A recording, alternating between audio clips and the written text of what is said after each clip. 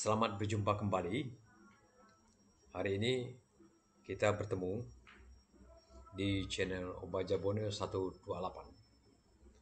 Jadi pada hari ini saya ingin memberikan ucapan selamat kepada kita karena kita boleh bergabung untuk bersama-sama menyimak dan memperhatikan serta mendengar informasi sehubungan dengan bangsa Daiban yang hari ini yang saya ingin sampai dan saya bicarakan adalah ketemenggungan bangsa Daiban, yaitu berkaitan dengan lembaga ketemenggungan bangsa Dayak Iban.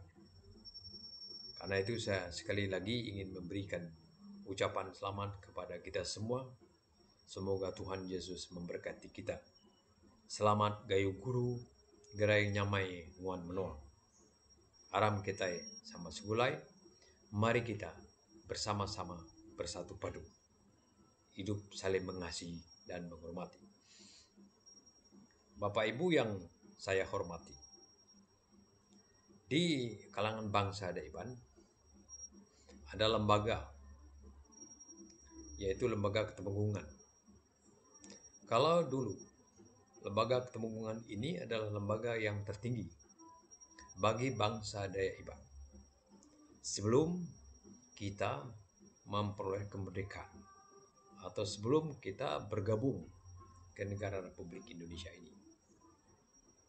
Baik Iban yang ada di Indonesia maupun Iban yang ada di Sarawak akan tahu bahwa Temenggung, seorang Temenggung itu bukan dipadu atau diangkat oleh manusia, tapi dipadu dan diangkat oleh orang suci. Orang suci yang saya maksudkan ini adalah orang Panggau. Jadi di Panggau itu dia ada ketuanya, ketua mereka namanya Kleng. Dan mereka menurut cerita orang-orang tua yang dikisahkan oleh orang-orang Iban bahwa orang Panggau ini dia tidak mati, dia terus hidup terus menerus. Jadi makanya saya sering menyebutnya sebagai orang yang suci. Dan orang Panggau juga dia menyembah Tuhan, menyembah Petara. Mereka menyembah Petara. Jadi mereka ada Tuhannya. Jadi yang tertinggi bagi bangsa Daiban inilah Tuhan atau Petara. Kuasa tertinggi, penguasa tertinggi yang mempunyai kekuasaan yang merupakan sumber segala sesuatu adalah Petara. Nah, Temenggung bangsa Daiban seperti yang saya kemukakan ini nanti itu banyak menceritakan Temenggung yang berlaku di Menua Lanjak di Kecamatan Batang Lupar. Karena tahun 70 sampai 78, 79 saya biasa ketemu dengan mereka. Baik Temenggung, baik Patih, baik kepala-kepala kampung atau Kebayan. Jadi mungkin itu nanti sebagai contoh lembaga ketemenggungan bangsa Daiban. Karena saya sendiri bisa mengetahui sedikit lah tentang lembaga ketemenggungan ini yang ada di Kecamatan Batang Lupar. Diceritakan terdahulu, Temenggung bangsa Daiban yang pertama namanya adalah Temenggung Simpe. Temenggung Simpe, panggilan dia. Menurut cerita, karena kepalanya mungkin persegi, maka dia dipanggil oleh orang Temenggung Simpe. Nama sebenarnya dia Merdana. Orang-orang Iban yang tua atau orang-orang Iban tertentu akan tahu tentang Temenggung Simpe ini. Temenggung Simpe inilah Temenggung Iban yang pertama yang diangkat oleh orang Panggau. Temenggung Iban pertama bagi bangsa Iban yang ada di Pulau Kalimantan, baik yang ada di Sarawak maupun yang ada di Indonesia, di Kalimantan Barat ini atau yang ada di Kalimantan di luar. Yang penting dia bangsa Iban. Dan ini sudah sangat diketahui oleh masyarakat, dan masyarakat lebih banyak tahu bahwa Iban ini sebenarnya pada mulanya tidak banyak temenggung, dia hanya satu temenggung. Makanya pengangkatan temenggung Iban yang ada di Indonesia juga baru.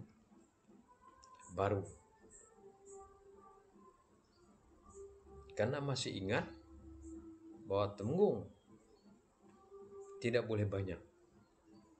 Tetapi setelah adanya kemerdekaan Indonesia atau sebelum kemerdekaan Indonesia, pernah ada juga temenggung yang tua yang pernah diangkat di kalangan bangsa Iban. Tapi ini nanti saya ambil contoh di Kecamatan Batang Parlanya. Jadi lembaga ketemenggungan ini bagi bangsa Iban adalah lembaga yang mempunyai kekuasaan atau orang berkuasa adalah kekuasaan yang tertinggi. Kalau kita kembalikan kepada pemerintahan tertinggi, kuasa tertinggi di tengah temenggung. Temenggung ini dibantu oleh patih. Patih dibantu oleh, dulu namanya adalah kepala kampung.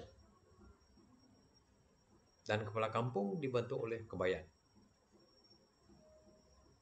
Itu yang saya tahu berlaku setelah saya mengenal adanya temenggung, adanya patih, adanya kepala kampung, adanya kebayan.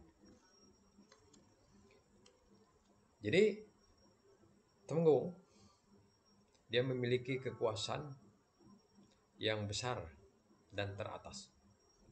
Baik kekuasaan wilayahnya, kekuasaan dalam hal memutuskan perkara-perkara, kekuasaan yang menyangkut mengepalai daripada patih-patih, dan kekuasaan yang lain yang berkaitan dengan hubungan kepada pemerintah zaman dulu ya, mungkin zaman Belanda mulanya, karena Belanda juga mungkin beberapa ratus tahun di Indonesia. Dan temenggung ini dipilih seperti orang Mangau memilih temenggung tadi. Bukan memilih orang sembarang, tetapi dipilih orang-orang yang memiliki mental yang baik, karakteristik yang baik. Jadi dia punya nilai-nilai yang ada dalam dia itu baik, moral yang baik, pengetahuannya ada. Dulu ditambah lagi dengan keberadaannya juga ada, dan didukung oleh keluarga serta oleh kaum kerabat yang baik. Terutama kalau dia temenggung zaman dulu itu, sampai sekarang saya melihat temenggung masih dipegang oleh laki-laki. Jadi kalau temenggung itu diangkat dia temenggung, maka dia punya keluarga atau istrinya juga sebagai orang yang baik,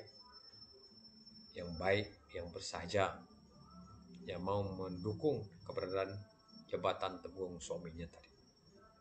Jadi tidaklah gampang untuk menjadi temenggung, karena dia menjadi teladan, menjadi pedoman bagi rakyatnya. Makanya tidak mudah jadi temenggung. Kalau dia pernah membuat kesilapan dan kesalahan-kesalahan, akan sulit untuk ditunjuk atau ditentukan menjadi temenggung. Jadi temenggung ini adalah orang yang baik dan berpengetahuan, berpengalaman. Temenggung seperti yang saya kemukakan tadi, dia memegang satu wilayah. Kalau zaman dulu, satu wilayah Iban yang dipegang oleh yang namanya tadi Temenggung Simpih. Jadi semua bangsa Iban yang ada di Pulau Kalimantan atau di muka bumi pada saat itu diketuai oleh Temenggung Simpih atau Merdana tadi. Sehubungan dengan perkembangan yang ada, mulai datang daripada bangsa-bangsa dari luar ke kita, ke Indonesia, atau ke kampung-kampung, atau datang ke Pulau Kalimantan. Misalnya tadi orang Belanda yang megang pemerintahan, maka Temenggung itu di daerah perbatasan dia disesuaikan mungkin pada saat itu. Karena di daerah perbatasan di Kabupaten Kapuas Hulu pada saat tahun 70, 69, mungkin 45 atau 55, mungkin 45, 55, 65. Tapi saya masih ingat pada tahun 71 atau 70 bahwa di daerah perbatasan itu di Kabupaten Kapuas Hulu itu ada empat kecamatan, yaitu Kecamatan Balogudu, Kecamatan Batang Lupar, Kecamatan Badau, dan Kecamatan Padang. Di sana ada 4 Temenggung. Jadi satu kecamatan ada 4 Temenggung. Kecuali dulu ada di benua Martinus, Temenggung. Ibannya ada 2, yaitu satu Temenggung di Jalai Batu Lintang, dan kedua Temenggung yang ada di benua Sadap. Nah, di sana dulu saya mungkin tahulah nama Temenggung yang agak baru ya, bukan Temenggung Judan, tapi setelah Temenggung Judan itu kalau di Batu Lintang itu mungkin ada Temenggung Ping, tapi beliau sekarang pun tidak ada. Dan kedua saya dengar Temenggung ada di Sadap, Temenggung Nyempal namanya. Dan semua mereka tidak ada lagi ini. Baru ada terakhir Temenggung Tigang. Temenggung Tigang yang ada di Sadap juga sudah meninggal. Nah, saya kembali ke Temenggung yang ada di Kecamatan Batu Lupar Lanjak. Saya perkenalkan orangnya terlebih dahulu. Menurut cerita orang-orang tua yang dikisahkan kepada saya tidak lihat Temenggung yang dikisahkan ini. Terutama Temenggung Budet. Saya tidak pernah melihatnya. Tapi saya tahu kampungnya.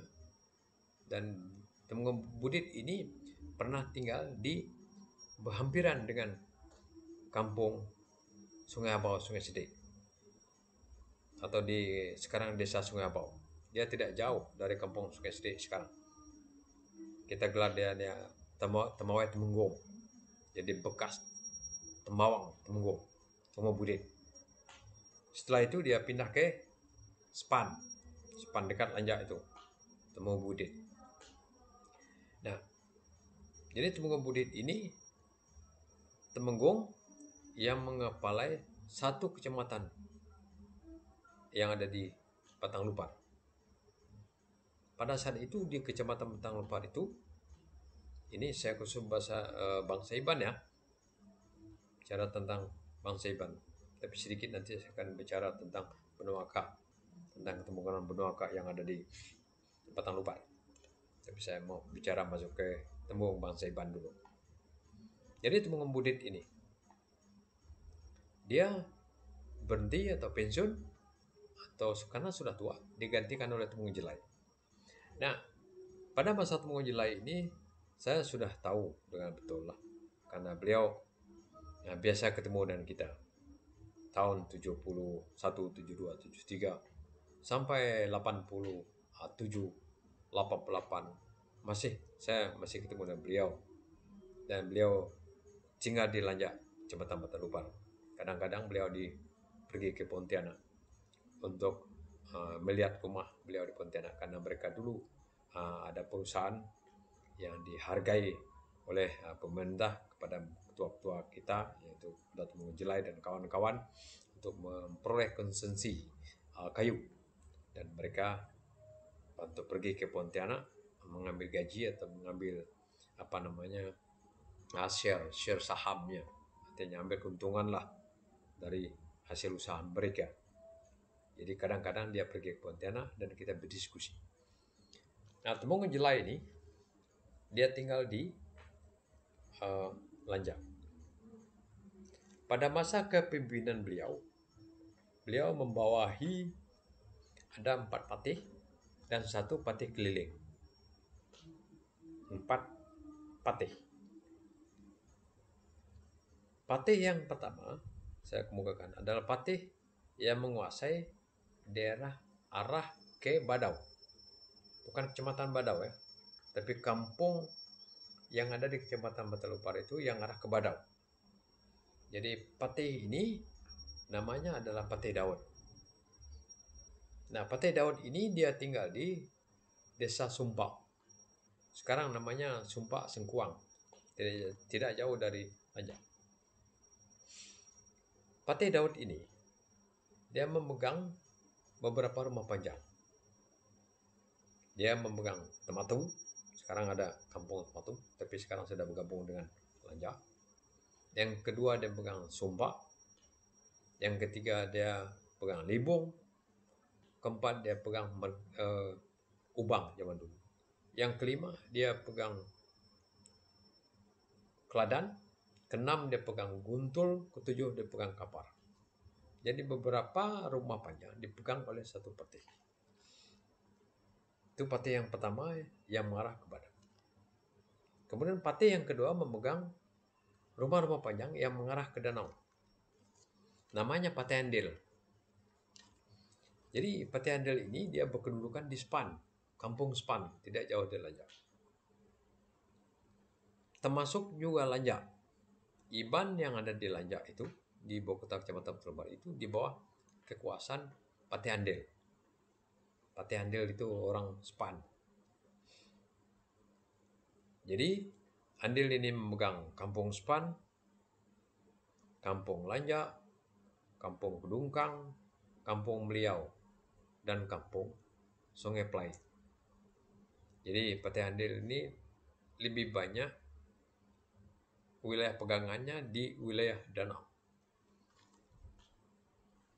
Kemudian Patih Sulang. Patih Sulang ini dia memegang 4 atau 5 rumah panjang zaman dulu, yaitu Tekalung, Sungai Long, Bejabang, Sungai Luar. Ada satu saya lupa, tapi mungkin kampung itu tidak ada lagi, Blimbing. Mungkin itu di bawah Temenggung Sulang. Itu berada di antara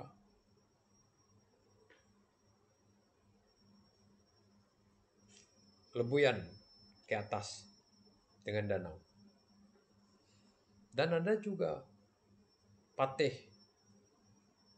yang berikutnya, yaitu patih yang menguasai daerah timur. Daerah timur itu mulai dari Sungai Sedih, Sungai Iring, Ngaongkro, Bakul Iban ya, Keluin, Tebuluk. Jadi dulu namanya Temenggung, bukan Temenggung ya, Patih Jimbat. Patih Jimbat. Nah, ada 4 patih ini yang dikepalai oleh Temenggung Jelai. Tetapi waktu itu ada pemikiran bagaimana menghargai orang tua. Namanya Unggan. Kami biasa panggilnya kakek Unggan. Karena beliau itu tua dan beliau pernah mengurus adat istiadat dan membantu untuk mentenangkan dan mengamankan pergaduhan-pergaduhan atau presiden-presiden rakyat yang ada di Kecamatan Batalupar. Maka Unggan diminta ditunjuk menjadi patih keliling namanya. Patih keliling. Jadi dia patih keliling ini adalah membantu Temenggung. Dan Temenggungnya tadi Temenggung Jelai. Jadi Patih Unggan ini sebagai patih keliling membantu Temenggung. Ini sebagai penghargaan bagi Patih Unggan karena dia sering bantu untuk menyelesaikan perkara-perkara masyarakat atau rakyat Iban yang ada di Kecamatan Batalupar. Nah, bagaimana tugas Temenggung? Tugas Temenggung ini tadi, di samping dia mengkoordinir daripada patih itu tadi, dia juga memberikan arahan kepada Patih, dan dia juga menyelesaikan perkara-perkara berkaitan dengan masalah. Apakah masalah batas, masalah adat istiadat dengan bangsa-bangsa lain. Misalnya dengan bangsa Melayu atau Laut, ada juga dengan bangsa Malo atau bangsa Penuaka. Ada juga dia membantu perkara-perkara yang terjadi perselisihan di dalam kalangan bangsa Dewan sendiri. Apabila itu tidak bisa diselesaikan oleh Patih.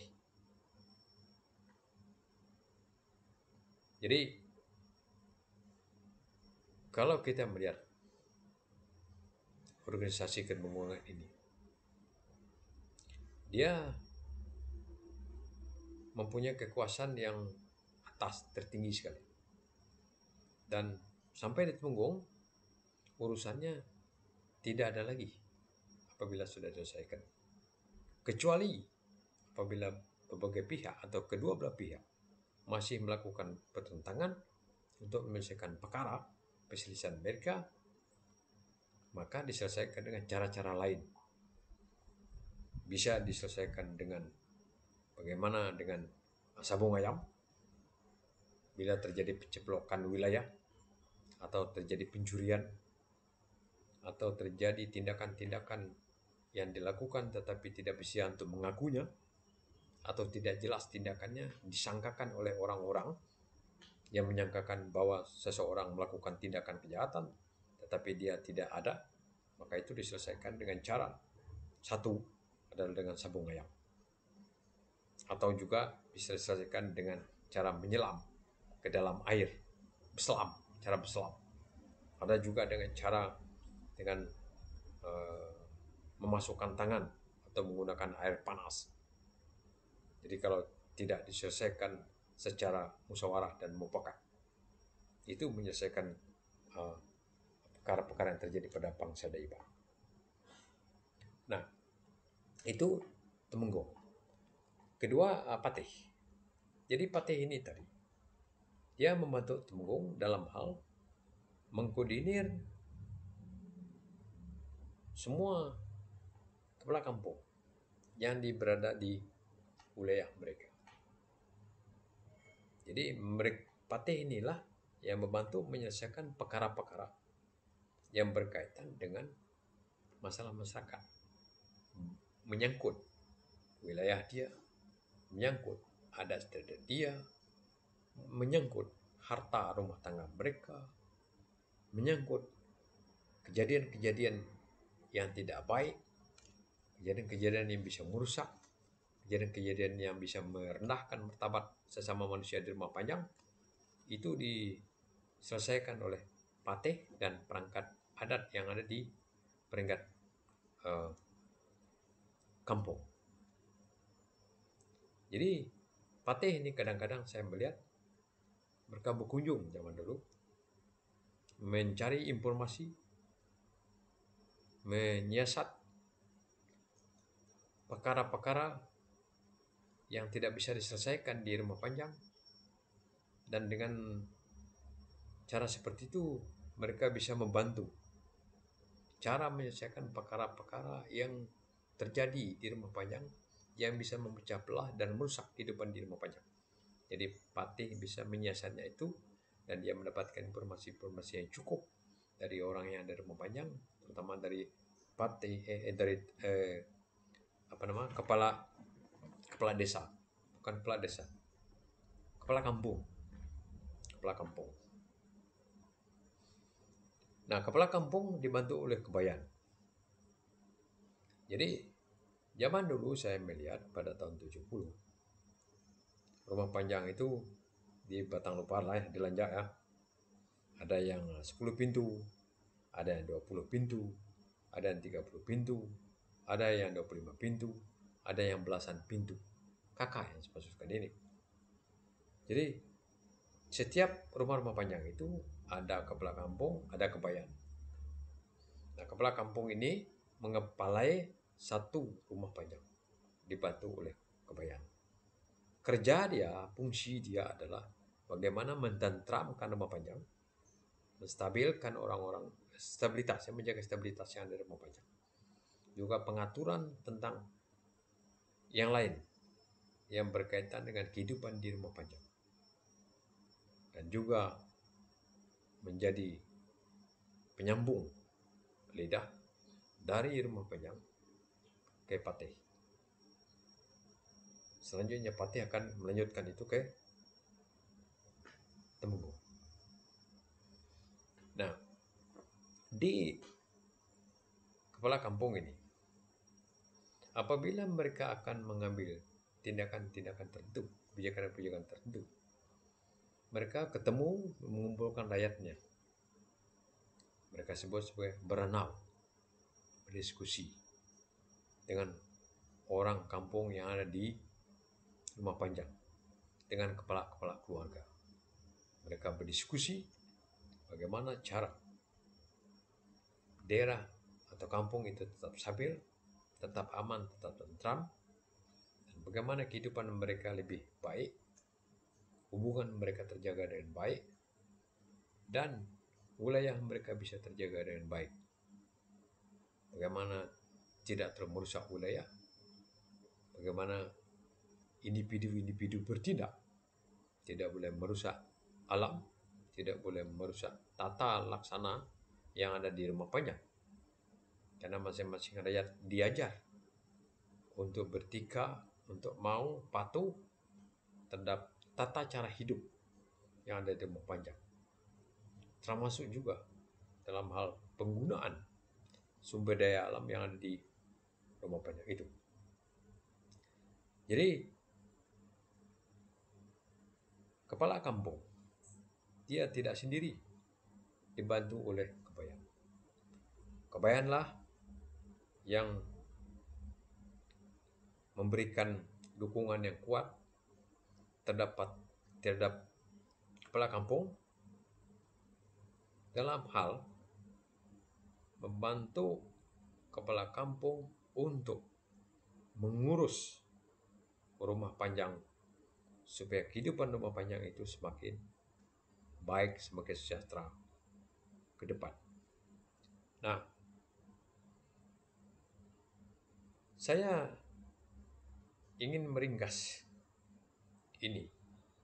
Bagaimana peringkat lembaga yang ada di bangsa Daiban ini, lembaga ketemenggungan ini. Pertama, dia temenggung jabatannya. Di bawah temenggung itu ada patih. Yang sekarang ya, yang sekarang. Di bawah patih dulu ada namanya kepala kampung. Kepala kampung dibantu oleh kebayan. Di bawah kebayan ada lagi rumah tangga atau kakak-kakak. Sekarang tilanya saya tidak ada mendengar lagi adanya patih keliling. Dia hanya ada patih, ada temenggung. Mungkin tidak ada apakah sekarang tuai rumah atau kepala kampung. Tapi ini yang saya ceritakan ini adalah yang berlaku sebelum adanya desa ini. Sebelum adanya desa, lembaga desa ini. Yang saya bukakan seperti ini. Kalau kita melihat terdahulu hubungan temenggung, patih, kepala kampung, mereka hubungan yang timbal balik. Jadi temenggung sebagai yang kekuasaan tertinggi, dia ada memberikan perlindungan dan arahan kepada patih. Demikian juga patih kepada kepala kampung. Kepala kampung kepada kebayan. Kebayan kepada orang-orang yang ada di rumah panjang, kakak-kakak. Nah, kakak-kakak tadi, kepala keluarga tadi, kebayan, kepala kampung, patih, juga memberikan informasi yang baik supaya apabila sampai informasi itu nanti ke temenggungan, Kayak Temenggung yang di atas ini tadi bisa digunakan dengan betul. Jadi keputusan mereka tidak salah karena informasi itu benar dan baik dari bawah sampai ke atas. Sehingga keputusan yang diambil oleh Temenggung sehubungan dengan keberadaan bangsa dan Iban itu dia tepat, tidak salah atau tidak keliru. Itu dari segi pengambilan keputusannya. Nah, sekarang bagaimana keadaan sekarang? Saya belum lagi melihat karena saya belum menanyakan ke kampung-kampung. Seperti apa hubungan Temenggung dengan camat, Temenggung dengan bupati, Temenggung dengan kepala desa, hubungan Patih dengan Temenggung, hubungan Patih dengan kepala desa, hubungan Patih dengan kepala dusun. Karena saya dengar sekarang ada juga yang mereka bentuk kepala adat atau ketua, ya, ketua adat, ketua adat. Dan nantilah saya akan menanyakan seperti apa yang berlaku sekarang. Saya hanya ingin menyampaikan bahwa ini berlaku pada saat dulu sebelum adanya desa, lembaga desa sekarang. Ini berlaku yang saya kemukakan ini. Jadi kalau seandainya nanti ada perbaikan baru terhadap kelembagaan Temenggung ini atau Patih atau di desa, nanti kita akan lihatlah bagaimana perkembangannya. Apakah semakin baik atau semakin bagaimana, hubungannya bagaimana. Tapi kita harap bahwa organisasi-organisasi yang dibentuk itu dia memberikan kontribusi yang baik dan positif terhadap pembangunan bangsa. Dia harus begitu, bangsa dan negara. Jadi bukan merusak pembangunan bangsa dan negara. Dan jangan sampai dibentuk suatu lembaga, dia justru merusak pembangunan, merusak perpaduan bangsa dan negara, merusak daripada hubungan kaul antara satu bangsa dan bangsa lain. Itu mungkin terjadi sekarang. Saya sedikit tentang Temenggung bangsa Malok atau bangsa Bonaka. Jadi bangsa Bonaka ini dan bangsa Iban ini dia berdekat. Hidup mereka berhampiran, berdekat. Jadi kalau pakai motor sekarang itu ya paling sekitar 5 menit tidak sampai ke kampung. Jadi Iban dengan Bonaka ini dia saling berinteraksi. Kalau masalah bahasa mereka biasa saja, masalah bahasa mereka sering ketemu. Nah makanya Temenggung Iban dan Temenggung Memaluk atau Temenggung Bonaka saling berdiskusi untuk memutuskan segala sesuatu yang terjadi antara Maluk dan Iban. Jadi mereka berdiskusi bagaimana mengurus apabila ada kejadian-kejadian yang tidak diinginkan bisa diselesaikan dengan baik. Di Benua Lanja atau di Kecamatan Petalumpar, dulu saya pernah jumpa dengan Temenggung. Namanya Temenggung Gelagan. Temenggung Gelagan. Dia dari Bakul. Temenggung Gelagan ini kalau saya tidak salah dia meneruskan dari mertuanya. Namanya Temenggung Langit. Temenggung Langit. Jadi kalau saya tidak salah. Atau Temenggung Jalin. Mungkin kalau saya tak salah sebut beliau dari Temenggung Langit. Dia meneruskan. Jadi Temenggung Gelagan itu meneruskan Temenggung Langit. Kalau saya tidak salah. Mungkin Temenggung Langit atau Temenggung Jalin. Kalau saya tak salah Temenggung Langit. Temenggung Gelagan menggantikan. Nah, Temenggung Gelagan ini dia khusus bagi suku bangsa Benuaka atau bangsa Malok ibaratnya untuk mengurus mereka. Makanya di Kecamatan Batang Lupar itu ada 2 Temenggung. Temenggung bangsa Iban atau Temenggung Iban Dan Temenggung memaloh, Temenggung Bunuaka. Nah, bagaimana Melayu? Laut, laut itu dia pengawal. Karena dulu saya biasa juga mengikut, bertemu lah dengan pemuka-pemuka masyarakat. Apabila ada pertemuan-pertemuan, saya biasa ngikut dulu. Karena tidak dilarang anak-anak untuk mendengar apabila ada perbincangan-perbincangan menyelesaikan perkara-perkara. Nah, Melayu dulu dia pengawal. Pengawal. Apakah sekarang pengawal di kalangan Melayu ini masih ada atau tidak? Mudah-mudahan masih ada. Di Lanjak dulu saya betul-betul ingat bahwa pengawal namanya dulu Yunus. Pengawal Yunus. Oh, Yunus di Lanjak.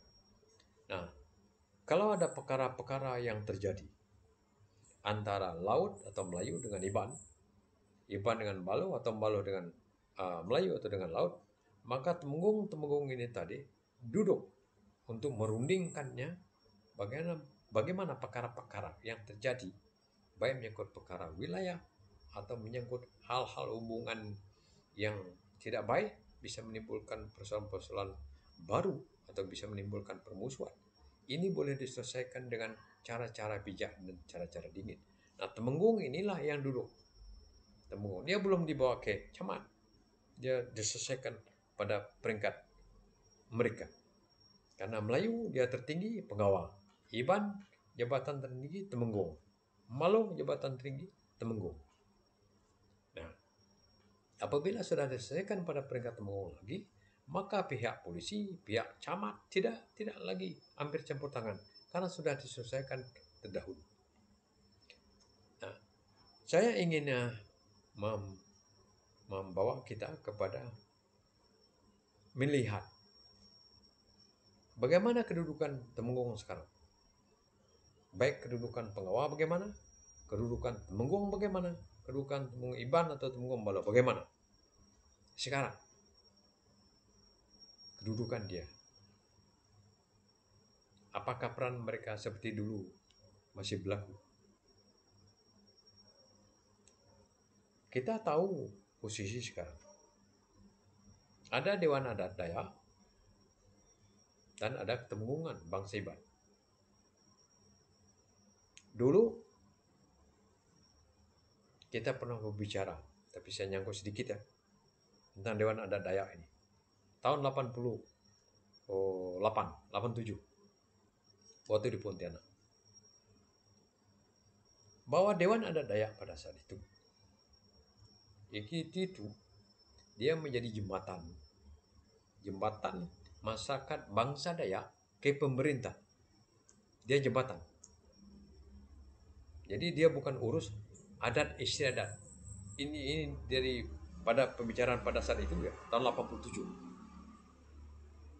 Tahun 87 di sana kami berjumpa, di sana ada Pak Pran Yakobus Layang. Karena beliau dulu pernah jadi ketua Dewan Adat Dayak Provinsi Kalimantan Barat.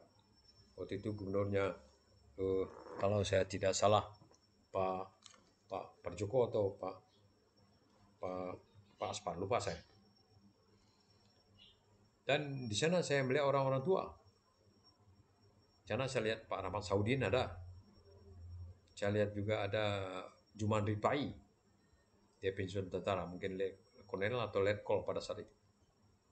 Jadi tugas Dewan Adat Dayak pada saat dia jembatan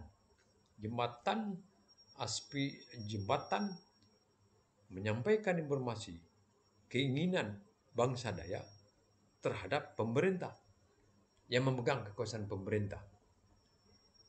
Jadi memegang kekuasaan pemerintah itu apakah dia gubernur, bupati, wali kota, atau dia presiden. Bukan mengurus adat istiadat. Nah, adat istiadat itu dulu itu kita ingin dia pada kuasa Temenggung. Nah, kalau ingin ke depan boleh juga. Sekarang saya melihat ada majelis adat. Itu bagus. Kalau ada majelis adat, ada dewan adat. Jadi majelis adat ini dia lebih banyak pada musyawarah dan perundingan.